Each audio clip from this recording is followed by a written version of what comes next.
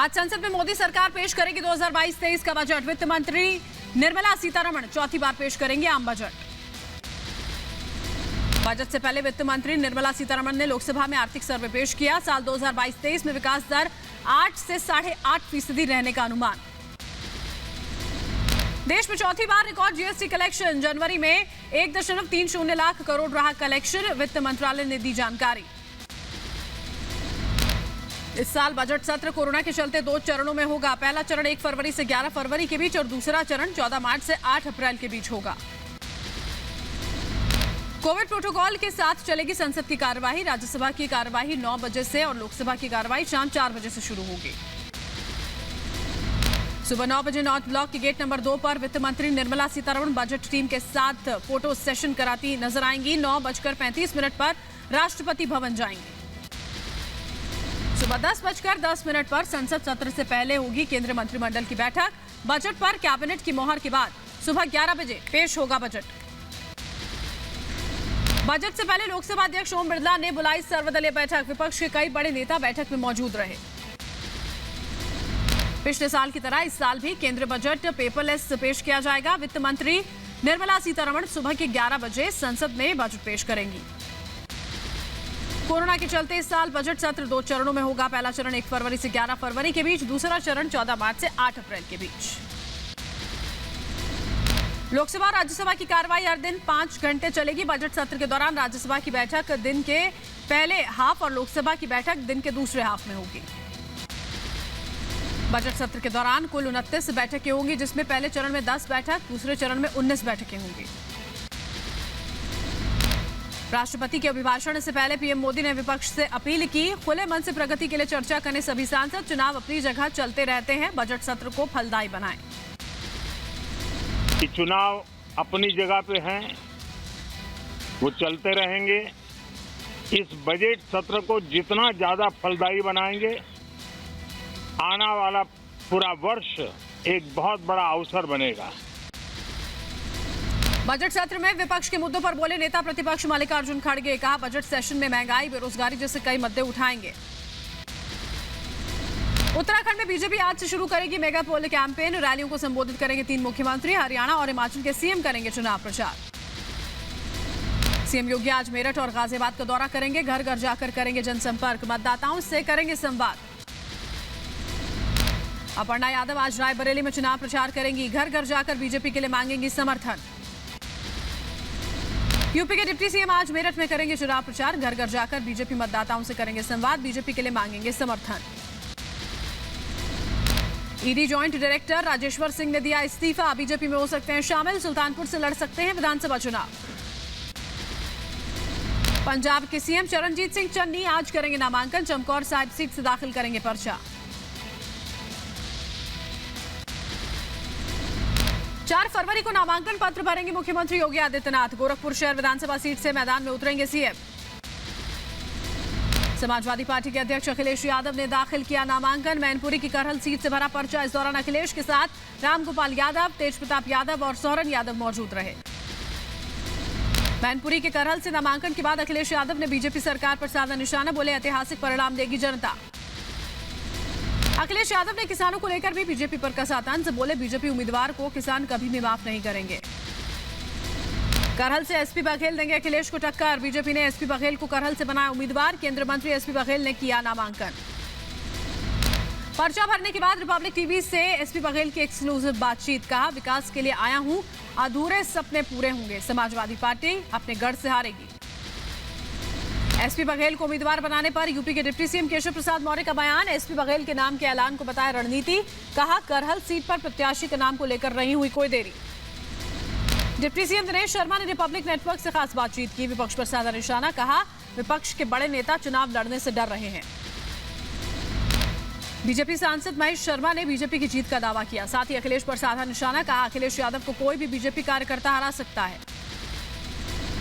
केशव प्रसाद मौर्य ने अखिलेश यादव पर तंज कसा। कहा, मैनपुरी पहले समाजवादी पार्टी का गढ़ था, लेकिन उनके लिए यह जगह गड्ढा बनने वाली है। मैनपुरी से बीजेपी की 4 सीटें आएंगी। यूपी चुनाव के लिए कांग्रेस ने भी कसी कमर। नोएडा में कांग्रेस महासचिव प्रियंका गांधी का डोर टू डोर अभियान जारी। साथ ही कालीबाड़ी मंदिर में प्रियंका ने लिया आशीर्वाद। नोएडा में कांग्रेस महासचिव प्रियंका गांधी ने स्थानीय लोगों से बातचीत की, सभी की सुनी समस्याएं, साथ ही पार्टी को वोट देने की अपील की। नवाशहर से टिकट कटने के बाद कांग्रेस विधायक अंगद सैनी ने लिया बड़ा फैसला। अंगद सैनी ने नवाशहर से निर्दलीय चुनाव लड़ने की घोषणा की। जयंत चौधरी ने सरकार पर लगाया आरोप, कहा हमें तोड़ने के लिए साजिश कर रही है सरकार, मुझे सत्ता की नहीं अपने लोगों की है चिंता। यूपी चुनाव को लेकर शिवसेना ने बीजेपी पर साधा निशाना, कहा जिस तरीके से रिजेक्शन हो रहा है जिसका कोई आधार नहीं, बीजेपी को लग रहा है शिवसेना यूपी में उनके लिए हानिकारक होगी। यूपी के आगरा में सपा प्रत्याशी विनय अग्रवाल ने उड़ाई कोविड प्रोटोकॉल की धज्जियां, हजारों की भीड़ के साथ किया door to door campaign. UP के बुलंदशहर में ईवीएम और वीवीपैट मशीनों से मतदान के लिए प्रशिक्षण, मतदान कर्मियों को मास्टर ट्रेनर्स दे रहे हैं प्रशिक्षण। यूपी के मुजफ्फरनगर में बीजेपी विधायकों का विरोध जारी, खतौली में विधायक विक्रम सैनी का ग्रामीणों ने विरोध किया। यूपी के बुलंदशहर में सपा प्रत्याशी ने किया जीत का दावा, 1.5 लाख वोटों से किया जीत का दावा। यूपी के बुलंदशहर में बीजेपी प्रत्याशी को समर्थक के साथ डांस करना महंगा पड़ा। चुनाव प्रचार के दौरान प्रदीप चौधरी का डांस वाला वीडियो वायरल, जिला निर्वाचन कार्यालय ने जारी किया नोटिस। मध्य प्रदेश के गृह मंत्री नरोत्तम मिश्रा ने मुनव्वर राणा पर साधा निशाना, बोले ये टुकड़े टुकड़े गैंग के लोग चुनाव आते ही हो जाते हैं सक्रिय। यूपी चुनाव के लिए सुभाषपा ने जारी की 5 और प्रत्याशियों की लिस्ट, जहूराबाद से ओम प्रकाश राजभर और शिवपुर से अरविंद राजभर लड़ेंगे चुनाव।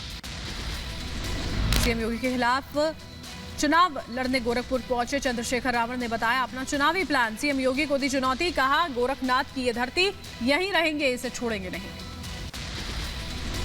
यूपी के सहारनपुर नगर विधानसभा सीट पर समाजवादी पार्टी के कार्यकर्ताओं का हंगामा, मौजूदा प्रत्याशी और विधायक संजय गर्ग के खिलाफ पार्टी के कार्यकर्ताओं में आक्रोश। सीएम योगी ने वर्चुअल रैली को संबोधित किया, कहा पीएम के मार्गदर्शन में यूपी राष्ट्रवाद, विकास और सुशासन की नई यात्रा पर बढ़ रहा है।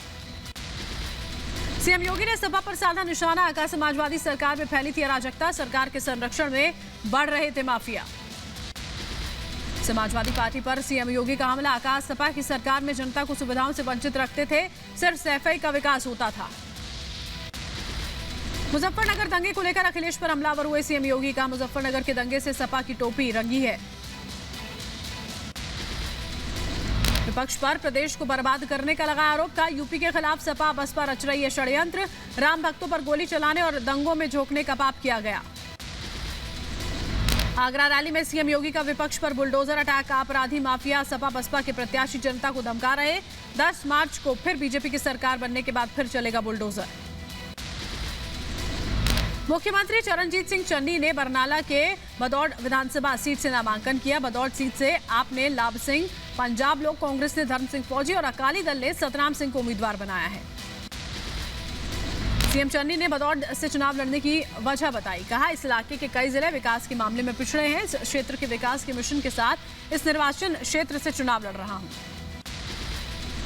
पंजाब के पूर्व सीएम और लोक कांग्रेस पार्टी के अध्यक्ष कैप्टन अमरिंदर सिंह ने पटियाला विधानसभा सीट के लिए नामांकन भरा। इस दौरान पंजाब बीजेपी प्रभारी गजेंद्र सिंह शेखावत मौजूद रहे। कैप्टन अमरिंदर सिंह ने किया जीत का दावा, कहा हमारे गठबंधन के उम्मीदवारों की जीत होगी, हम जरूर जीतेंगे चुनाव। कैप्टन अमरिंदर के नॉमिनेशन के बाद केंद्रीय मंत्री गजेंद्र शेखावत ने जीत का दावा किया, कहा पटियाला समेत सभी 117 सीटों पर इतिहास रचेंगे बीजेपी पंजाब लोक कांग्रेस गठबंधन। कैप्टन अमरिंदर सिंह ने नवजोत सिद्धू पर साधा निशाना, कहा सिद्धू की इस चुनाव में हार तय है, सिद्धू को हमारा उम्मीदवार हराएगा। मुक्तसर के लंबी से प्रकाश सिंह बादल ने नामांकन किया। 94 साल की उम्र में नामांकन के बाद सबसे उम्र दराज उम्मीदवार का रिकॉर्ड भी अपने नाम किया। शिरोमणि अकाली दल के अध्यक्ष सुखबीर सिंह बादल ने जलालाबाद से नामांकन भरा। इस दौरान सुखबीर बादल की पत्नी हरसिमरत कौर भी मौजूद रही। हरसिमरत कौर ने सीएम केजरीवाल पर साधा निशाना, का पंजाब में पंजाबियों की सरकार बनेगी, दिल्ली से आकर लोग पंजाब में सरकार बनाने की कोशिश कर रहे हैं। पीएम मोदी से मिले सुखदेव सिंह ढींढसा, पीएम ने ट्वीट कर दी जानकारी, ढींढसा के विचारों को सुनकर हमेशा खुशी होती है। पंजाब के पूर्व कैबिनेट मंत्री गुरप्रीत सिंह सीएम चन्नी की जीत को लेकर आश्वस्त, पंजाब की जनता सीएम चन्नी से प्यार करती है और उन्हें भारी वोट से जीत मिलेगी। ड्रग्स केस में अकाली नेता विक्रम सिंह मजीठिया को सुप्रीम कोर्ट से राहत, गिरफ्तारी पर 23 फरवरी तक रोक। सुप्रीम कोर्ट ने पंजाब सरकार से मजीठिया को चुनाव लड़ने और प्रचार के इजाजत देने को कहा। कांग्रेस नेता मालविका सूद ने नामांकन दाखिल किया। मोगा सीट से कांग्रेस पार्टी ने दिया है टिकट। पौड़ी गढ़वाल के बुआखाल में सीएम पुष्कर सिंह धामी ने बैठक में हिस्सा लिया। पदाधिकारियों और कार्यकर्ताओं से बातचीत की, डोर टू डोर मतदाताओं से मतदान की अपील की। ऋषिकेश के दौरे पर मुख्यमंत्री पुष्कर सिंह धामी वेद निकेतन से लक्ष्मण झूला तक सीएम धामी ने घर घर जाकर वोट की अपील की। कांग्रेस के दिग्गज नेता सचिन पायलट ने देहरादून में डोर टू डोर प्रचार किया। कांग्रेस प्रत्याशी राजकुमार के समर्थन में किया प्रचार। आगामी विधानसभा चुनावों को लेकर चुनाव आयोग का बड़ा फैसला। चुनावी रैली में 1000 लोग शामिल हो सकेंगे। 20 लोगों के समूह को घर घर जाकर प्रचार की इजाजत। इंडोर बैठकों में 500 लोगों को मंजूरी। पेगासस जासूसी कांड से जुड़े विवाद पर सुप्रीम कोर्ट में नई याचिका दाखिल। शीर्ष अदालत से लगाई गई गुहार। न्यूयॉर्क टाइम्स की खबर पर संज्ञान लेने और इजराइल के साथ 2017 में हुए रक्षा सौदे की जांच का आदेश देने की मांग की गई। पेगासस विवाद को लेकर विपक्ष के निशाने पर आईटी मंत्री अश्विनी वैष्णव। कांग्रेस के नेता अधीर रंजन चौधरी ने स्पीकर ओम बिरला को पत्र लिखकर अश्विनी वैष्णव के खिलाफ विशेषाधिकार प्रस्ताव लाने की मांग की।